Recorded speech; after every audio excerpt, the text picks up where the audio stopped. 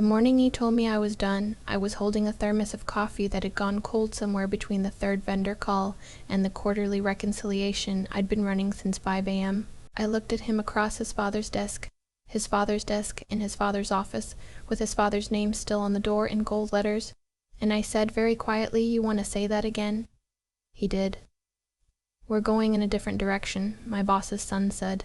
"Audrey is going to take over operations, effective immediately." Audrey, his girlfriend of 4 months, who had never run a POS system in her life. I set the thermos down on the edge of the desk. I thought about the past 7 years. I thought about the Tuesday I drove through a February ice storm at 2 in the morning because the main refrigeration unit at the flagship location had failed and no one else knew the override sequence.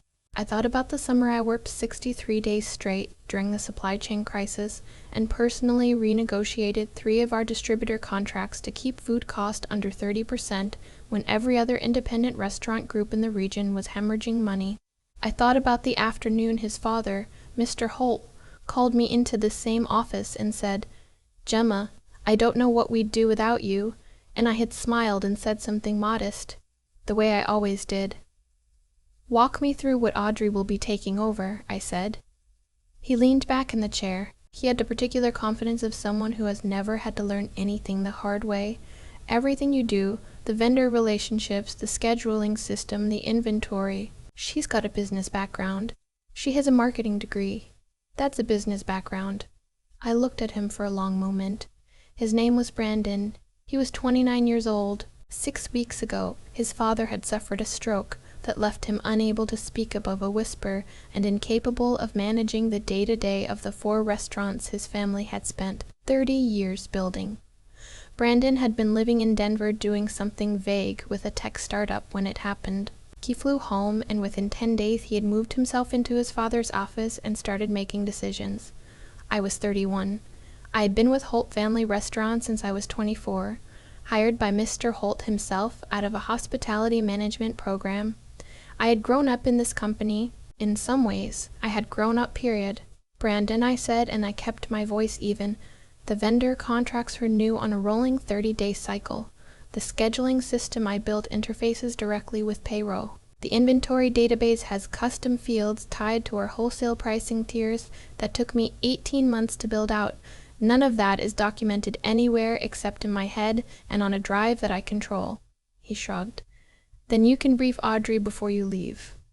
I picked up my thermos. "I want severance. 2 weeks. 2 weeks per year of service. That's 7 years, Brandon. 14 weeks. He laughed. Not meanly, which somehow made it worse. Just the laugh of someone who finds math amusing when it applies to other people. "We'll do 4 weeks and call it generous." I walked to the door. I turned around once. "Tell your father I hope he feels better soon." I meant it. That part was true. Mr. Holt had nothing to do with this. I drove home and sat in my car in the driveway for probably 20 minutes. Then I went inside, made a real cup of coffee, and opened my laptop. The first thing I did was change every administrative password I legitimately held. Not maliciously. I want to be clear about that because this matters. But because I was no longer an employee, and those credentials were tied to my personal email, my personal authentication apps, my personal phone number. The vendor portal for our 2 largest distributors contacted me directly when renewals were due. The scheduling platform sent alerts to my cell. The inventory system's 2-factor was routed through an app on my phone that I had set up and registered under my personal account, because that had been the fastest solution at the time and no one had ever thought to change it. I hadn't engineered it that way on purpose. I want to be honest about that too, because some of what came later made people assume I had built a trap. I hadn't. I had just been the only one paying attention for 7 years, and the systems had grown around me the way ivy grows around the thing it needs to survive. I spent that evening writing a complete handoff document. Every login, every contact, every renewal date, every quirk in the system. I wrote 11 pages. I sent it to the company's general inbox with a note that said this represented full knowledge transfer, and I considered my professional obligations complete. Then I went to bed.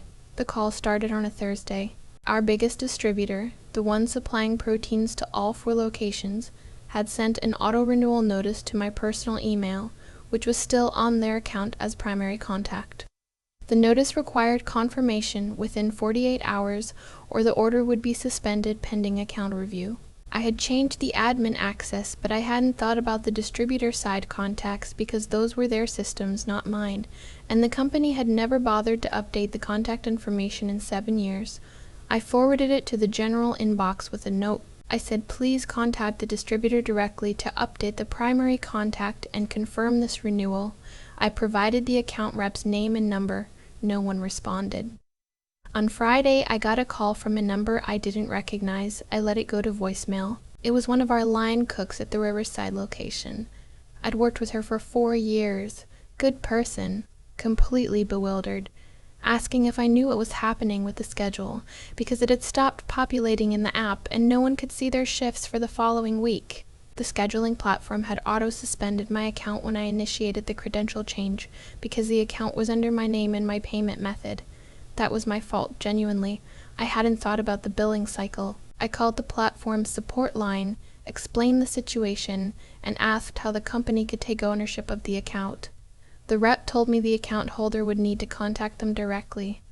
I sent another email to the general inbox. I explained exactly what needed to happen, step by step. I included the support number, the account ID, and the specific language to use with the rep. Saturday morning, my phone rang. It was Brandon. The schedules aren't working, he said. I know. I sent instructions on how to fix it. I don't understand what you sent. I was sitting on my back porch with my second cup of coffee and a book I'd been trying to read for 3 weeks. The leaves on the maple in my yard were starting to turn. It was genuinely a nice morning. Brandon, I said. I wrote it out very clearly. Did you call the platform support number? Audrey called, and they said they couldn't talk to her. Because she's not on the account. The account holder needs to call. That's either the business entity or whoever set it up, which was me. I'm no longer an employee. Can't you just fix it? I'm not an employee. There was a long silence. I'll pay you a consulting fee. Great. My rate is $150 an hour with a 4-hour minimum, and I'll need a signed consulting agreement before I do anything. He hung up. I finished my coffee. The situation I hadn't anticipated, the one that actually kept me up at night, because unlike the inconveniences, this one had real stakes, was the health department thing. Every year, our 4 locations file renewal documentation with the county for food handler permits and operational licenses. The filing deadlines were staggered, and I had managed them for 6 years. I had calendar reminders, I had a folder of templates, I had established contacts at the county office. The Riverside location's renewal was due in 22 days. If the renewal lapsed, the location couldn't legally operate. I went back and forth on this for 2 days. Part of me said, you sent the handoff document. You listed every deadline. You're not responsible for what they do with the information. Another part of me thought about the 11 people who worked at that location, most of them hourly, most of them living paycheck to paycheck, who had nothing to do with Brandon's decision and everything to lose if the doors closed even temporarily. I thought about one of our servers, a woman who'd been with us for 5 years, who had told me once that her health insurance through the job was the only reason she'd been able to get her daughter's hearing tested. I thought about the dishwasher who biked to work in all weather because he was saving for his daughter's quinceañera. I called the county office myself. I spoke to my contact there, explained that I was no longer with the company, but wanted to make sure the right people were notified. She was understanding. She agreed to send a formal reminder notice to the business address on file. I then sent an email to the general inbox, my 4th or 5th at this point, flagging the deadline specifically with the county contact's name and direct number and the exact form numbers needed. I wrote at the bottom, "This is the last time I'll be able to flag items like this. Please ensure someone with authority is managing these deadlines going forward." 2 days later, I got an email from a man named Victor. I didn't know Victor. His email signature said he was a business consultant Brandon had apparently hired. The email was professional, almost impressively so, given the circumstances. He introduced himself, acknowledged the situation, and asked if I would be willing to get on a call to do a knowledge transfer session. I wrote back and said yes, at my consulting rate, and I could do Tuesday. He agreed without negotiating. The call lasted 3 hours. I walked Victor through everything. He was sharp, asked good questions, took real notes. Halfway through, he said, Not unkindly. You clearly cared a lot about this place. Mr. Holt was good to me when I was starting out, I said. I wanted the company to be okay. I just wasn't willing to be treated like I didn't matter. Victor was quiet for a moment. The son doesn't entirely understand what he inherited. No, I said, he doesn't. We finished the call. I sent an invoice for $450. It was paid within 24 hours, which told me Victor had made clear to Brandon that cutting corners on this particular process would cost more than it saved. The Audrey chapter lasted approximately 6 weeks. I know this not because I was watching closely, but because my former co-workers, the ones I actually cared about, who texted me on my personal phone with updates I hadn't asked for but couldn't bring myself to ignore, kept me loosely informed. She implemented a new scheduling system that no one had been trained on. She switched one of our distributors to a cheaper alternative and didn't account for the minimum order quantities, which resulted in a produce shortage at 2 locations on the same weekend. She also apparently reorganized the inventory sheets in a way that made sense visually, but broke every formula in the underlying spreadsheet. I felt bad about the spreadsheet, honestly. I had built it over 3 years and it was genuinely elegant, in the way that useful, invisible things are elegant. Watching it described as a mess through secondhand accounts was a specific kind of grief. What I didn't feel bad about was what happened next. Mr. Holt reached out to me. Not Brandon.